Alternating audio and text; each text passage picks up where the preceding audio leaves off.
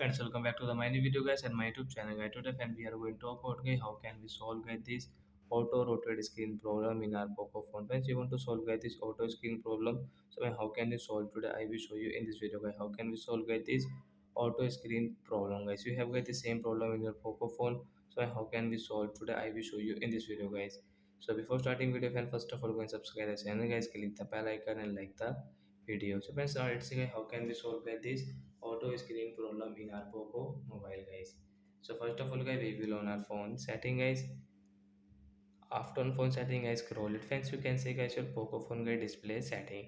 So you will have to click on guys your display setting and guys again scroll friends, you can see guys this icon guys right side guys, this auto rotate screen setting guys, you can see this right side this icon guys, you will have to click on only this icon, then guys this problem will solve in your Poco phone guys, the screen will not rotate guys. Hence you can use your phone without this rotate setting easily. Hence you can check your phone will not rotate guys. So I hope friends you have understood how to solve auto rotate screen problem in Poco mobile. So that's it guys, thanks for watching the video, bye guys.